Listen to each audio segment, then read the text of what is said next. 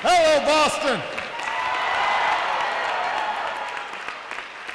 Well, everybody have a seat. Everybody have a seat. Happy Labor Day, everybody. This is a day where we celebrate the grit, the resilience, the hard work of America's working families. Let me start by thanking your mayor, Mayor Walsh, who has stood up for working folks for a long time, since before he held this office. You've got two outstanding senators, Elizabeth Warren in the House, and Ed Markey. I brought along our Labor Secretary, Tom Perez, who's fighting for you every day.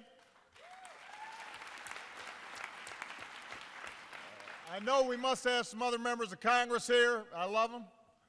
And labor leaders who've devoted their lives to working Americans. Some of them caught a ride with me on the way over here. Mary Kay Henry from SEIU. Randy Weingarten from AFT. Arturo Rodriguez from UFW. Billy Height from my hometown of Chicago, from UA. We got Massachusetts AFL-CIO President Steve Tolman.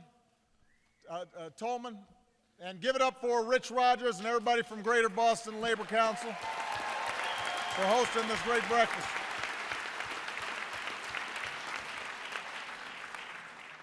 It's always good to be back in Boston, especially when the weather's like this. You know, but pretty soon fall's going to be in the air, students coming back. Pats kick off on Thursday. Brady is free.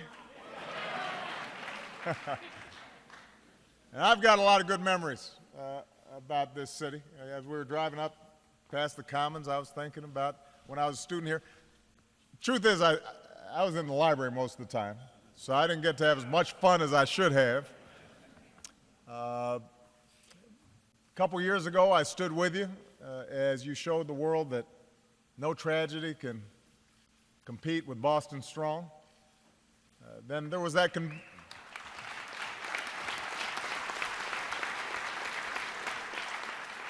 then there was that convention that you hosted back in 2004, before I had a motorcade.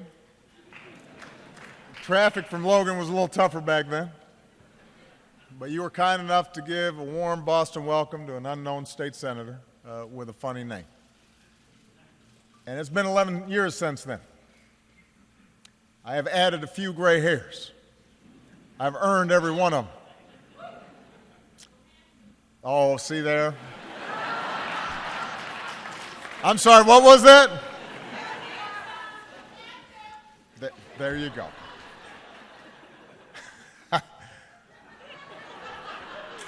See, now I really feel good. But the words that I spoke that night in 2004 are the same ones that generations of Americans worked for and fought for. That's the belief that America is the most extraordinary of countries, a place only this country where somebody like me could rise to the heights of political office, a conviction that no matter who you are or what you look like or how much money you were born into, we can all make something of ourselves. We can clock in at a job that rewards our work with dignity and security. We can give our kids something better if we're willing to work for it and instill in them the values of hard work and respect for other people and love of country and the notion that here in America we're all in it together, that we are the United States of America. We're a union. And those are the beliefs that built this country. Those are the beliefs that built the strongest middle class the world's ever seen. But it wasn't just beliefs, it wasn't just words that built the middle class in this country. You know, you got to say more than America's great and that's it. You got to work for it. It's not enough just to say America's exceptional, you got to prove it. You got to work to keep it that way. And that's what generations of the labor movement have done. It was hard-working Americans who marched and organized to help working families get ahead.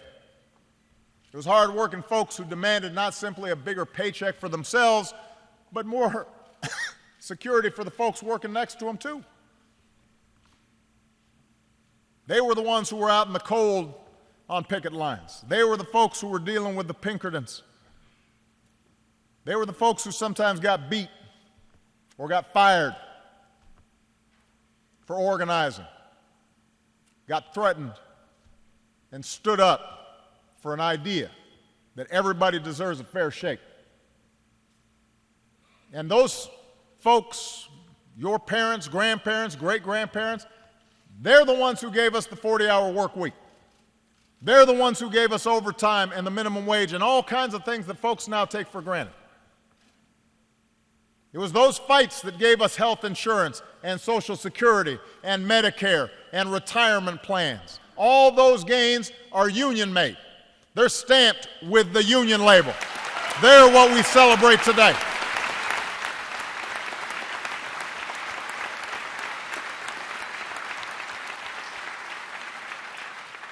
And those values that built the middle class, working people's values, ordinary folks' values, that's what's guided me every day as president. I came in during the worst recession any of us have ever seen. And we've worked to rebuild our economy on a new foundation, to make it stronger for everybody. It's working folks who helped power our economy to 66 straight months of private sector job growth, the longest streak on record.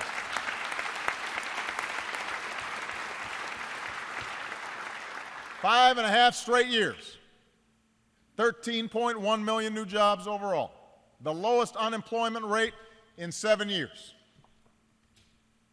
It was working people, middle-class values that restored the meaning of the word made in America, made in the USA. We had an auto industry that was flat on its back when I came into office. Now we're on track to sell more cars and trucks this year than we have in more than a decade.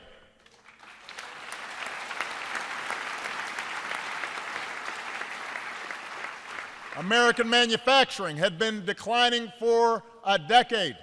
And then we came in and we nearly created 900,000 jobs in 5.5 years. Fastest manufacturing growth that we've seen in a very long time.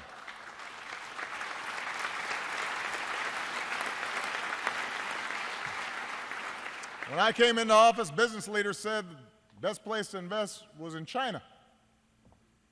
Well, they don't say that no more. Now the number one place to invest is right here in the United States of America. That's because we got the best workers in the world. That's progress. Now, we're entering into political season.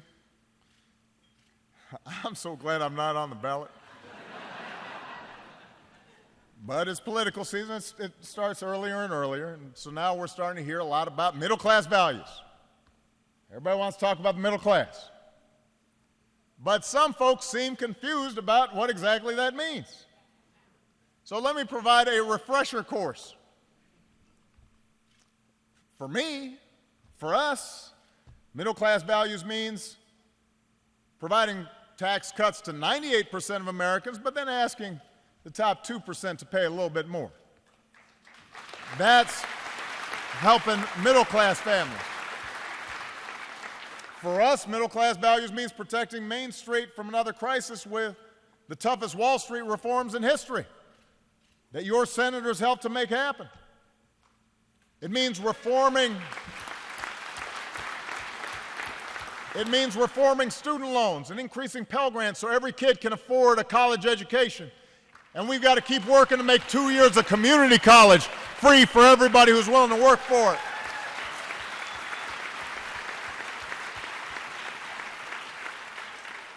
It means helping 16 million Americans gain the security of health insurance, because nobody in America should have to live in fear of going broke just because they or somebody in their family got sick. That's what it means to us to have middle-class values. And we know we've got more work to do to make sure more families feel the gains of this recovery. But the fact is, the verdict is in. Middle-class economics works. Looking out for working people works. Bottom-up economics works. Middle-class out economics works. When you make sure everybody gets a fair shot and a fair shake, and you're fighting for decent wages for workers, and making sure they've got decent benefits, when you reward people who are playing by the rules, that's how everybody does better. That's how America gets ahead. That's how it's always been in this country.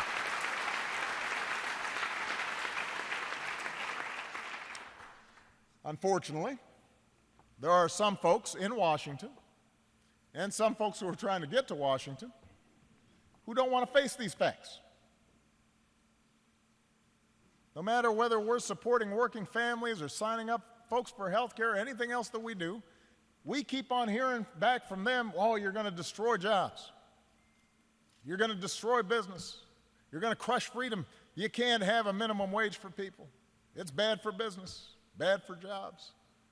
You can't provide people health care. It's going to destroy the economy. In their world, the only way to help the country grow and help people get ahead is to cut taxes for millionaires and billionaires and loosen up rules on big banks and polluters, and then you just wait, and then you look up at the sky and prosperity will come raining down on us from the top of the whatever high rise is in your city. But that's not how the economy works. That's not how working people get ahead. And that mindset, that ideology is what's been shrinking wages and increasing inequality and wrecking the economy for a long, long time. And we're fighting to reverse it, but these folks are pretty stubborn. I will give them credit. They don't let facts or evidence get in the way. They really don't. And as I said, Republicans in Washington are trying to rebrand themselves as the party of the middle class. I'm glad they're doing it, really. I mean, I want them to start rethinking their positions on issues. I'd love to work with them on stuff. But you can't just talk the talk. You got to walk the walk. You can't talk middle class and then do things that hurt the middle class. You can't say you care about working people and then do things that hurt working people. I'll give you an example. Right now, Republicans in Washington have the chance to prove they really care about working families. Congress has to pass a budget by the end of this month, or they risk shutting down the government for the second time in 2 years. Now, everybody knows the world economy is pretty volatile right now. Our economy is a relative bright spot. We're doing better than just about everybody else. So a shutdown would be completely irresponsible. It'd be an unforced error, a fumble on the goal line. You know, it'd be like a ground ball slipping through somebody's legs. You know, you guys have won a couple since that time, so I can make that joke. If you hadn't had so many World Series wins, I wouldn't make that joke. Point is, it doesn't have to happen. Congress can pass a budget that does away with this so-called sequester that just lops things off, whether it's good or not for the economy, harms our military, hurts working people. We could instead invest in working families, invest in our military readiness, invest in our schools, rebuild our roads, rebuild our ports, rebuild our airports, put people back to work right now. I'll sign that budget. I'm ready to work with them. But so far, at least, instead of hearing about how we can all move together, what we're hearing from those folks is threats that they might shut down the government over things that don't even have to do with the budget. Try to stop the budget in order to force us to do something that would restrict women's health care, for example. That's not a good idea. And you're seeing all kinds of mindless proposals that would harm our military readiness and cut job training, cut Head Start, cut preschools, cut K through 12 education. They're still talking about repealing Obamacare. I mean, they've taken 56 votes to repeal this thing. Everybody says it's working. It's working better than even I expected, and costing less, and they're still talking about repealing it.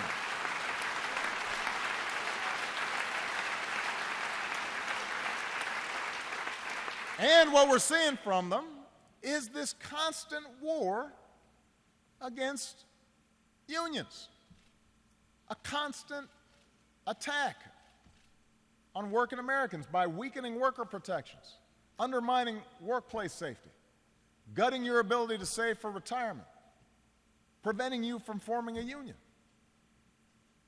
I mean, this is a party that says it wants to rebrand itself. I'm going to quote them here. They said they want to be the party of the American worker and the party of higher wages. Well, that's great. But think about it. They oppose raising the minimum wage. They're doing everything they can to bust unions. And then they want to claim to be the party of the American worker. Take a look at some of the folks who want to be their standard bearer in the next election. I won't say their names, but you can kind of attach the quote to their names. So one candidate, he is bragging about how he destroyed collective bargaining rights in his state.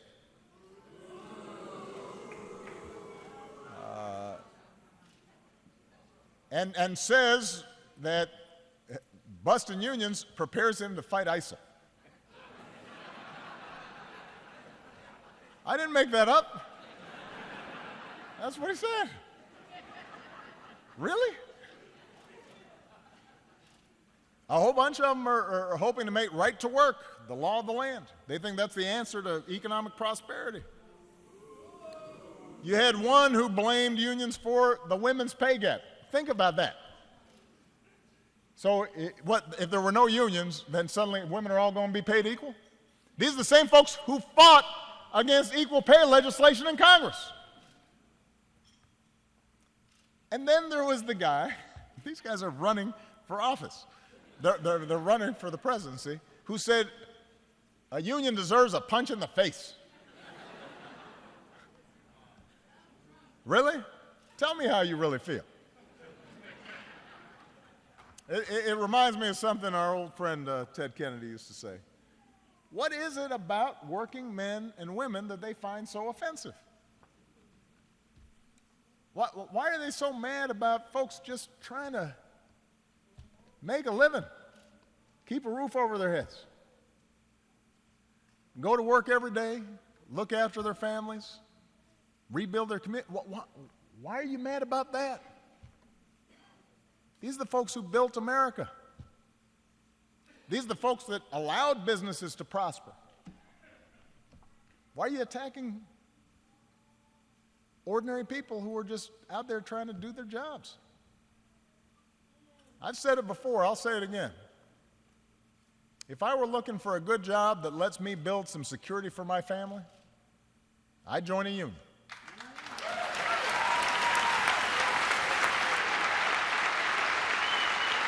If I wanted somebody who had my back, I'd join a union.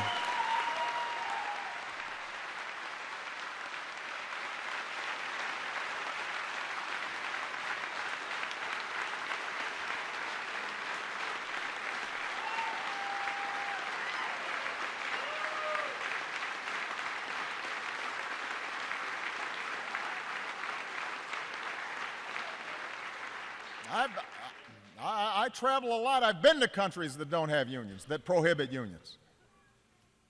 That's where you've got still child labor. That's where you have terrible exploitation and workers are constantly being injured and hurt, and there are no protections.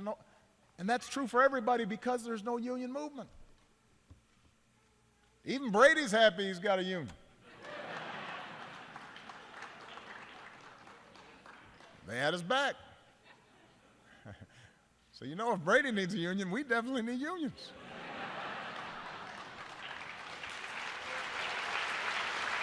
So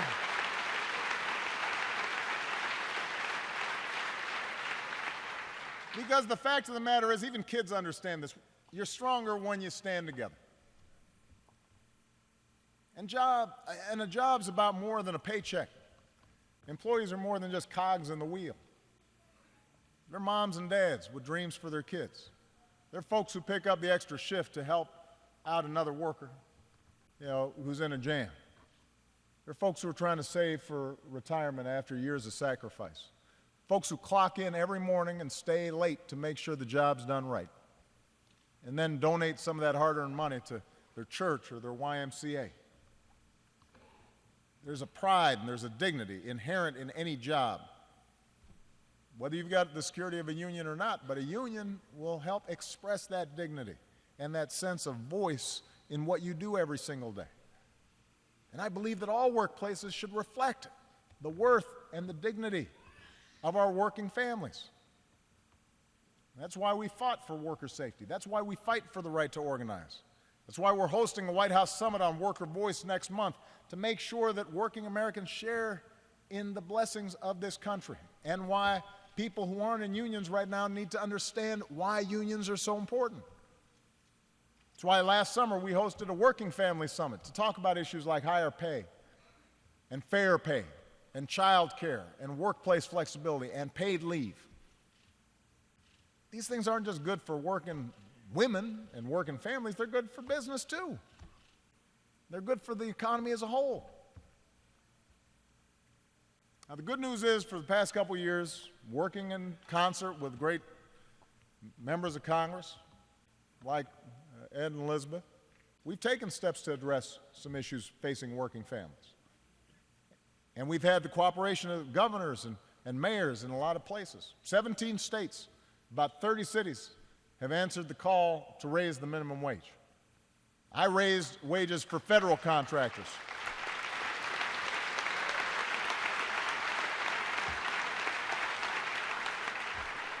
In June, we proposed action to protect a worker's right to overtime, extending protection to as many as 5 million Americans who weren't getting a fair shake when it came to overtime rules.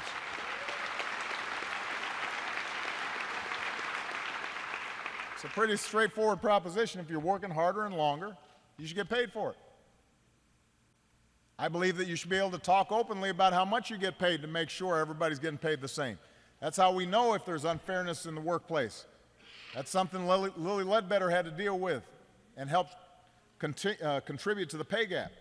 So last spring, I acted to combat pay secrecy. Working with Tom Perez, we are finalizing a rule this week that makes sure that what people are getting paid is out there, so you know if you're getting cheated. If you find out you're getting shortchanged, you shouldn't live in fear of getting fired. Because you raise your voice, you should be able to press your claim. And I believe that working Americans should have the basic security of paid leave. Right now, we are the only advanced nation on earth that does not guarantee paid maternity leave. Think about that.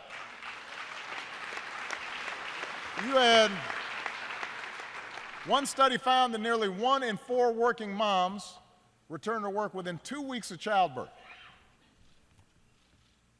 Think about that. Now, for the men in the audience in particular, think about that. We wouldn't even go to work if we had to carry around somebody for 9 months.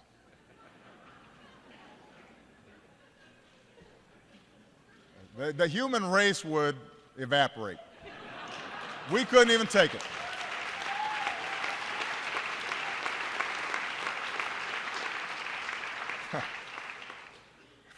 And then the notion that after you had that baby, you had to go back to work 2 weeks later. Only 12% of our private sector workers have access to paid family leave. We got millions of people who can't care for a loved one with a serious illness without losing a paycheck or risking their job. And there's a good proposal out there, the Family Act, that would deal with some of these issues. I'm calling on Congress, take a cue from the rest of the world, work together in a bipartisan fashion. Find a way to make paid leave, paid family and medical leave a reality for all Americans. That's something we should be doing. It's past time to do it.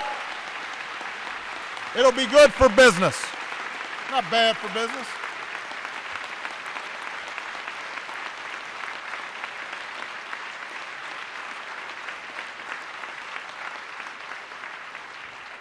And while we're at it, pass a national policy for paid sick days as well.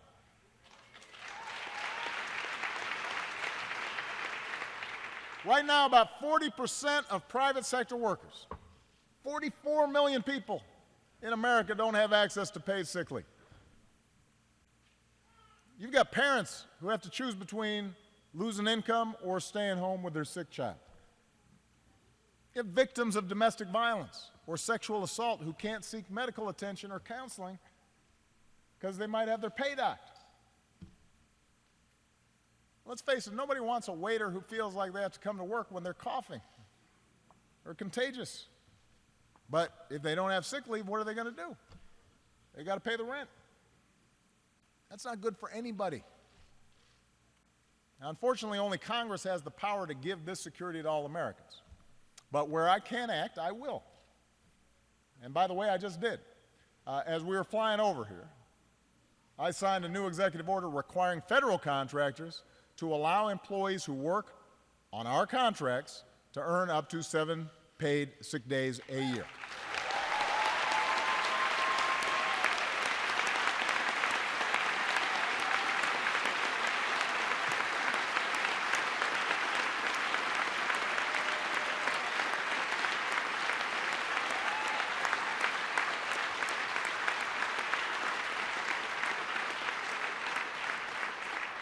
This will give about 300,000 working Americans access to paid sick leave for the first time. And it builds on the growing momentum of people who are answering the call on paid leave across the country. Right now, you've got dozens of cities, Pittsburgh, Philly, Atlanta, who've adopted paid sick leave or paid family leave policies. You've got companies like Hilton and Johnson & Johnson and others that are expanding paid leave. Microsoft, Facebook, requiring it from their contractors and vendors. And we've seen that many companies, including small businesses, support these policies because they understand it helps with recruitment and retention. It helps you keep good employees. One study in Connecticut shows that 3/4 of companies are on board with their state's paid sick leave law. And here in Massachusetts, you're already ahead of the game. Last fall, folks easily approved paid sick leave throughout the Commonwealth. In May, Mayor Walsh signed an ordinance allowing for up to 6 weeks of paid parental leave for city employees. You all should be proud of what you're doing for working families in this state.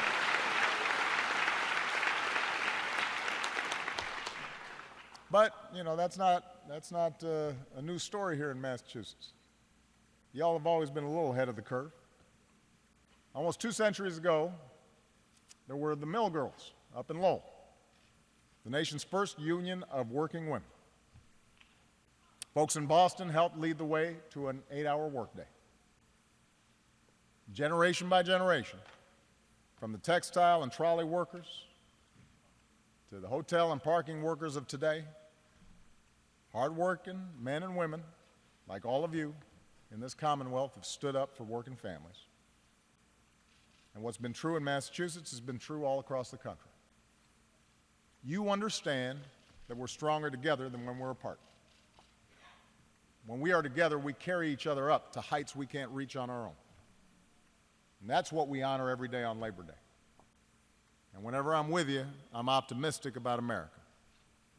Because while I know that it's not going to happen in one day or 1 month, won't even be completed under 2 terms of one president, I know, working together, we're going to build a better future for ourselves and our kids and for working families all across the country. I have seen it, you have seen it, and now we've just got to keep working to make it a reality for every single working person in America. Thank you, everybody. God bless you. God bless this country we love. Thank you.